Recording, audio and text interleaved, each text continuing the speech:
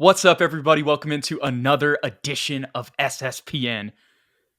Don't go crazy. Just because Ethan has the glasses off, y'all don't have to freak out right now. For those of y'all on podcast form, y'all got to check this one out because it's a once-in-a-lifetime opportunity. But it's also a once-in-a-lifetime opportunity as we're 8 days away from the draft, Ethan.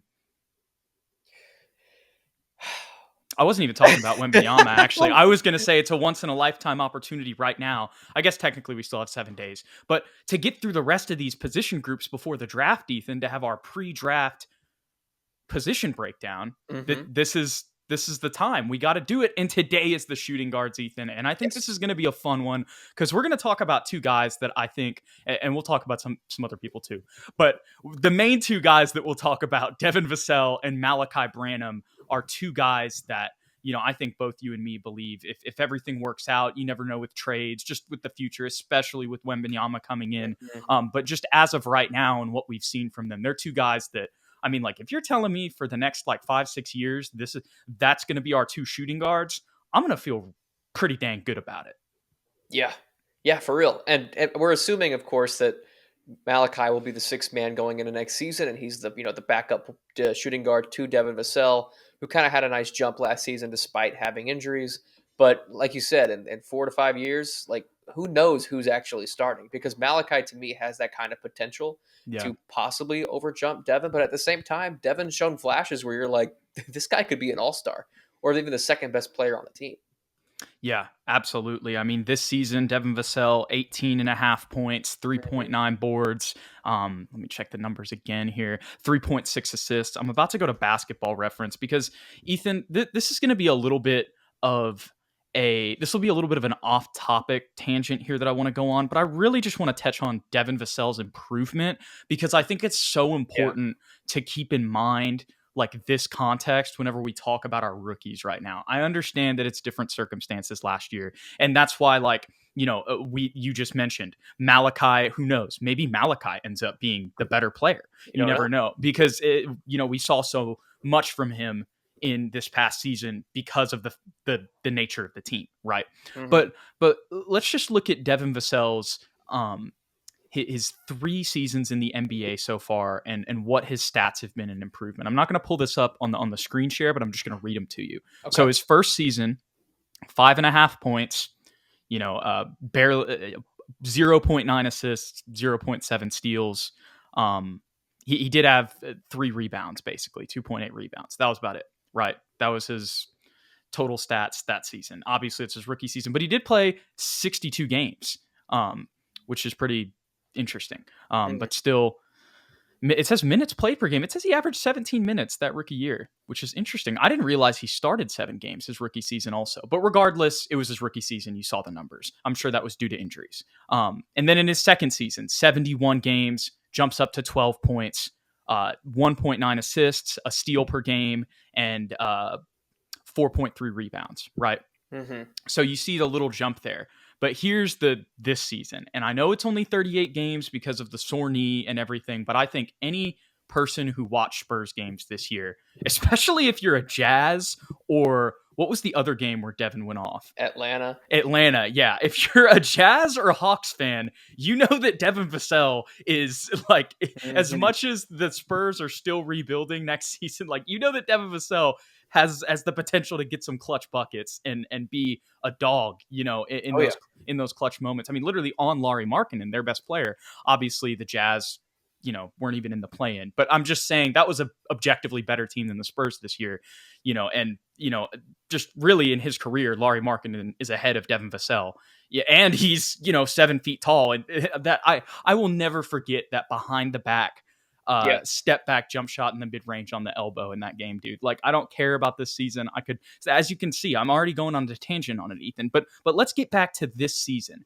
Devin Vassell jumped up to 18.5 points, 3.9 rebounds, 3.6 assists, and stayed steady with a steal a game.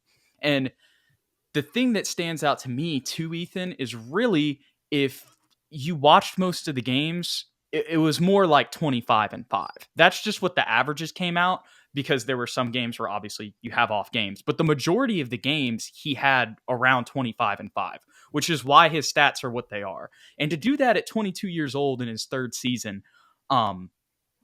that I just think that this is, I really wanted to mention this because when we talk about guys like Blake Wesley, I think this is something that we need to keep in mind. I'm not saying that he's going to even, maybe he doesn't work out, but I'm just saying let's not write him off yet when we've seen this type of development from Devin and Keldon. Absolutely. Absolutely. And just ignoring the numbers. I mean, the numbers speak Right. volumes, obviously, but in the first season, he played 60 something games, like you said, but he was playing with some older veteran guys like Rudy, like Patty, like DeMar, DeJounte, even. So obviously, he's not going to get as many He touches was an off-ball offensively. player too. He was just a 3-and-D guy that He was, first year. that's what I was going to say. He was drafted as a 3-and-D guy. And so that's basically all he did. He sat in the corner and he did his best on defense to be a solid one-on-one perimeter defender. And I think he succeeded in that role. He came back the next season and he added a little bit to his game. He was a little bit stronger. He could take the hole a little bit better. Still not a huge jump, but he was playing alongside DeJounte Murray, Keldon Johnson, all those things. But now he's completely redefined his game. Like, yes, he can still knock down the 3-point ball, be a floor spacer, all those things, spot up, run off screens. But he's also a much better ball handler. Extremely improved in that area of his game. He can come off screens. He has the mid-range jumper, the His in-between bag. game. He He can showed off turn his around. bag this year. Absolutely. And I think that stems from his rookie year when Rudy Gay said he's my guy. He's my rook. And he spoke, heavily about how Rudy Gay was the guy that he looked up to in the That's a locker really room. good point. Rudy Gay was a dog back in his Sacramento Kings days. Absolutely. I mean, he's a Especially guy in the that mid range. Even with the absolutely. Spurs, he was still like that in the Mhm. mid range. He was a Yeah. walking bucket. So it makes sense that that's kind of how his game has evolved. And he's Yeah. become, in my eyes, next to Malachi, the best, you know, scorer off the dribble as far as creating Absolutely. his own shot. Yeah. Yeah. And he got a way stronger. I mean, the dude is yoked now. When he came into the league, he was a Mm-hmm. string bean. And Yep. the last note I'll have on his game is confidence-wise, he came in super timid. He wasn't Mm-hmm. much of a talker, kind of quiet in interviews, not much of a social media presence. Yeah. He's a completely different guy. I mean, he is outspoken. He's arrogant, but not in a Y'all bad way. stop coming in that Victor dude. Yeah, right? What's the Oh, word I'm looking for? Delirious I love confidence. him. But I like that in a guy with his skill set and his game because he has all the measurables. It was just a matter of getting confident, getting in the gym, and he has consistently proved that he is that guy that deserved to be drafted in the lottery. Yeah. So give him a completely healthy offseason. As far as we know, no Forget he's a surgeries lottery pick pending. too, man. Lottery pick. I mean, when he, like you said, like the 25 points a game when he's right. I don't know if that's exactly accurate, but he No, definitely. no, no. I meant 25-5. Like he really this Oh, season, that's what I was saying earlier. Like I was, because the stats were 18 and a half, but it was basically 18-4-4. And I was just mm, saying the reason it's that is because you have some off games here and there, but the majority of the games this season that he played, he was getting around 25-5. and That's how what I many was of saying. those? I wonder how many of those Which were that's a with great stat Keldon. line for Yeah, that's like a obviously once again unique circumstances this season. And I don't want people to take this the wrong way when I say this, but that's like a Devin Booker esque like stat line. yeah, for sure. And similar games, like at this point in their Yeah, careers. Obviously, Devin Booker's like extremely right. prolific Not and trying all those to things. say that he'll be Devin Yeah, Booker. That's not what we're saying. absolutely not. But I think Devin came in with a better floor defensively, maybe than Yeah, Devin Booker.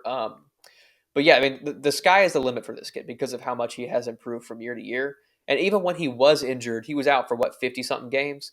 He was always on the bench and he was always vocal. He was always yes, cheering on the guys. that's Big such a good chemistry, point. dude. And as far Ken as I know, Birch, where you at, bro? that's right. There's Ken Burch. If Devin could be there, Ken That Burch could be probably there. actually wasn't his fault. The No, team probably was not. like, "Go, we'll pay you, do whatever." But I feel like I'm rambling right now, but I think you get my No, you're point. not. No, Like I got your point. definitely a Yeah, dog, and I'm extremely excited to see what he can do with a healthy offseason next to the full team, who also has had a healthy offseason, knock on wood, as far as we know, and Victor Wembanyama coming aboard. absolutely. And I, also his knee shouldn't be chronically sore anymore. So that should be Yeah, nice too. Doesn't surgery's have to out of the manage way. that as much during the season. Right. Last year was the perfect time to do it. Um, Yeah, man, when it comes to Devin, you basically said it all. I think the thing, like I already talked about his improvement. Yeah, Obviously, that's what I opened up with. But the biggest thing that I want to hit on that you also touched on is how even like last year, and when I say that, I don't mean like this past season. I mean the season before that. So that'd be 21-22. Let me double check that. Yep, right. He was still kind of, there were a little bit of evolvements in his game, but I was still kind of thinking of him as a 3-and-D guy. Now, granted, Yeah, obviously when we traded DeJounte, I knew his role was going to increase, and I was very excited to see what his potential could be. I'm sure we could go back and, there's videos of us, me and you, talking about how excited we are for this new era with Devin and Keldon, right? yeah, But still, man, his bag this year, like that I feel like that really, like, he may have always had that, like, and just didn't get to show it that much. But I feel like that was the thing that really just for changed his sure. trajectory this season. As you mentioned, as a lottery pick, he was a 3-and-D guy. And I mean, some 3-and-D guys, this is an exaggeration, but some 3-and-D guys like that they can become all-stars. For sure. Right. And they're still, big scores, but they're still mainly kind of those two things. You know what I mean? Yeah. He introduced us to a completely different part of his game this season. And, he wears 24. He's got the leg sleeve. We know Kobe's his inspiration. He wears them. Yeah, man. It Yeah. just, I was gonna say I can name anyways. 3-and-D guys right now that became all stars that are like I could see being compared to Devin Vassell, and that's Chris Middleton, Jimmy Butler, Paul George. Yeah. Yeah. Obviously, like, you could say those guys are a little bit bigger than him, but still, I understand what you're saying, especially with Chris Middleton and PG. But yeah, just like that was a whole different layer to his game, and you can see the Kobe influence. For Like, sure. that's what you really got to see this season. Not saying he's going to be Kobe, but I'm just saying he has that back. He can go get a bucket on top of being a reliable spot up shooter and reliable defender. So, it's really just kind of like, and I'm sure with Malachi, bro, they're just pushing each other, I hope you know? so. So, I mean, that leads right into that, Ethan. We'll talk about Malachi. I mean, I've mentioned it so many times. Many Spurs fans know, led all rookies in scoring in February with 16 points. This was the guy who was the 20th pick of the draft. He was sitting at the top of Jay Billis's top prospects available for basically, almost from pick 12 to 20. And so, like I said, I've mentioned that a lot. 10.2 points, 2.7 boards, and 1.9 assists. But of course, the big thing, once again, being leading all rookies in scoring in February at 16 points per game, when he was kind of leading the offense as well, taking the ball up the court a lot. When I believe, I don't know if that was during Trey's injury or if Blake, it might have been also that, because I know he was doing that off the bench. So it might have just been like Blake in the G League too, but played 66 games and improved tremendously throughout the season, eerily similar to the way that he improved during his freshman season at Ohio State. Yeah, huge parallel though. Parallel there. He really struggled in the G League, not the G League, the Summer League. I don't know if you remember Yeah. that far Oh back. yeah, no, but we thought Blake was the most NBA ready. I'm pretty sure I said that on a Probably, we probably both podcast. did, and that's a sign of Funny how recency that bias for works. sure. Hey, Yeah, me and Devin were, got some L's. yep. Him with Victor, me with Yeah, hey, but like I said, I still believe in Blake because of what we were talking about. Anyways, yes, obviously, and yeah, but I've never seen him and Jeremy Sohan what they were both able to do from game 1 to game 82 as far as completely oh my expanding gosh, their man. games was astounding. I mean, just to speak about Malachi for now, when he got here, like he basically had one thing. That was pump fake at the 3-point line, couple dribbles inside, and then a really flat shot that looked Mid good. He range was pull open, up, but yeah, but it would but it was hit the back flat. iron Yeah, or it would hit the front rim, and we wouldn't both were drop. like, he's getting good shots. He just can't make them, Mm-hmm. and he's not much of a playmaker, and he loses the ball sometimes. But we were like, but he's got good measurables. Like he'll come around.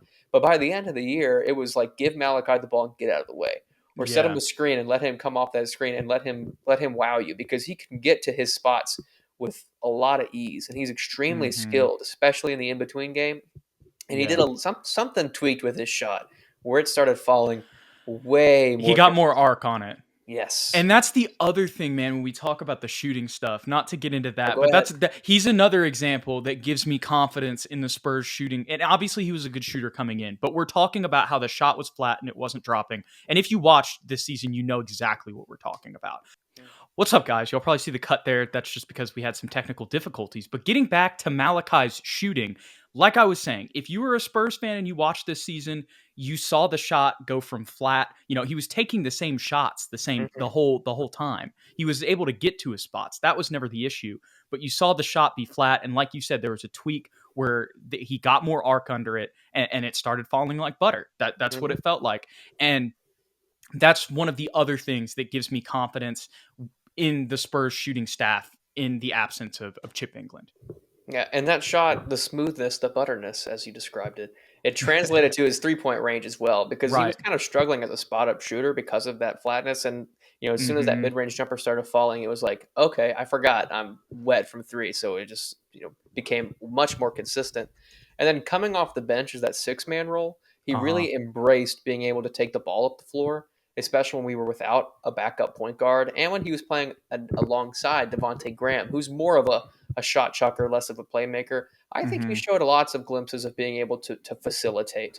Not quite at a Yes. Manu Ginobili role necessarily, but kind of in a Jordan Clarkson where he comes off screens and he's looking for his shot, but if the opportunity presents itself, he can create a play from there by drawing a double team or taking it to the paint, kicking it out. He's very capable in those situations.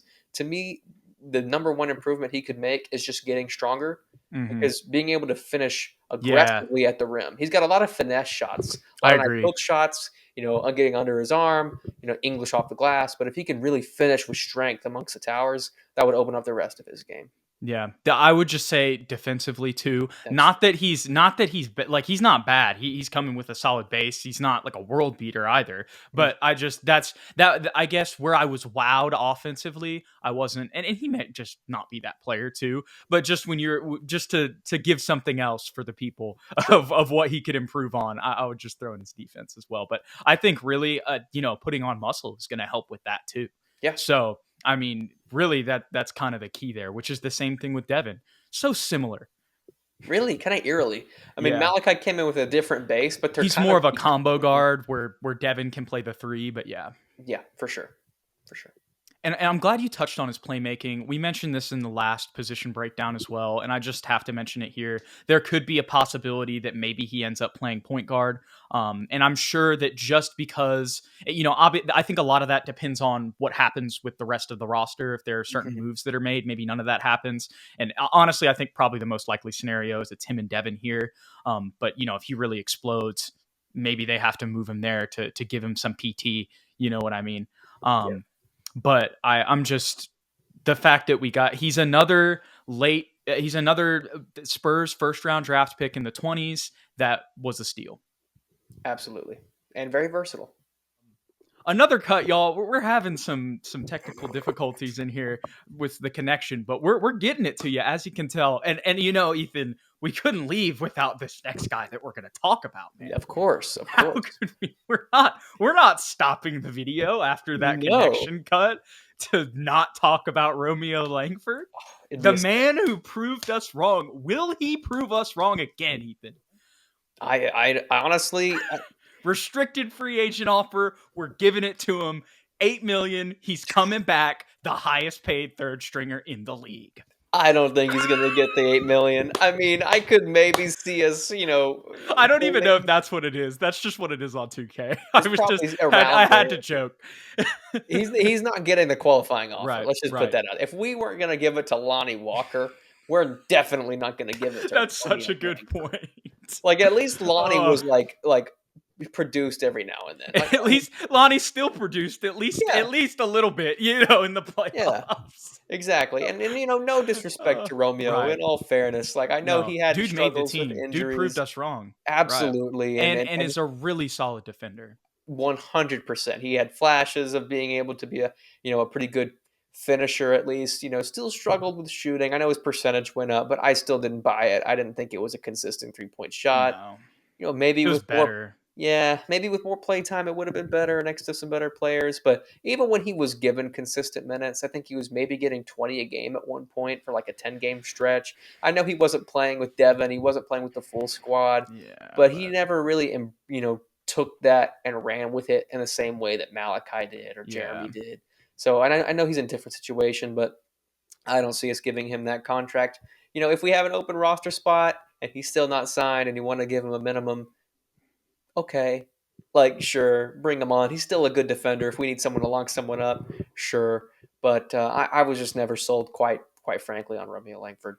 Yeah, what I will say, Ethan, is he is. I mean, he as much as the season was what it was Hmm. on most teams, he's a pretty solid third stringer, probably For sure, an above average third stringer I would agree. because he wasn't. He can play. He's Hmm. just not.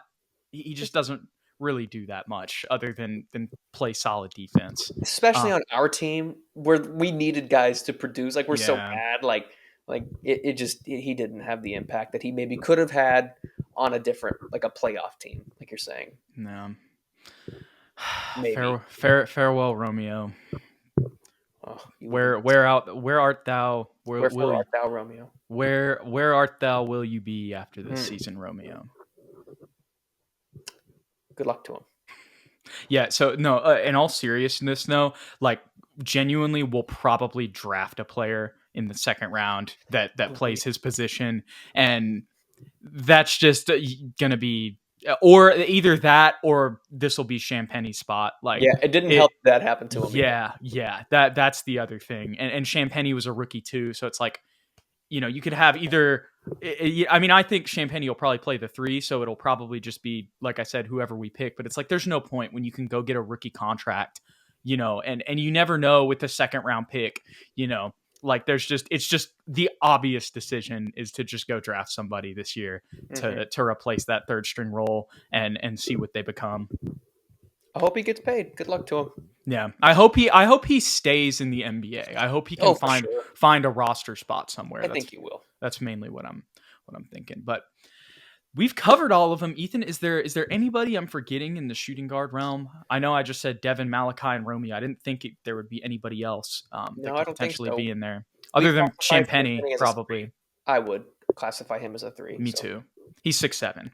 So well, all right, y'all. Thanks for hanging out with us once again for this edition of SSPN pre-draft, pre-off-season prospect profiles. If you enjoyed today's content, don't forget to hit that like button and subscribe below. If you want to stay updated with the show and watch our live streams on Twitter, you can watch them on there as well as on YouTube as well at SSPN on YT, at Jude McLaren, and at Ethan_Quintero. We'll be back with the rest of our pre-off-season prospect profiles, or no, pre-off-season prospect profiles. I'm in a different world. Our pre-off-season position breakdowns. there we go. We will be back with those before the draft, with all those to get everybody set up for all that good stuff. And then if you haven't seen it already, we've got the live stream up. We will be doing a live stream during the draft to celebrate the Spurs officially getting Victor Wembanyama. We appreciate y'all. We'll catch y'all on the next one. Go Spurs, go.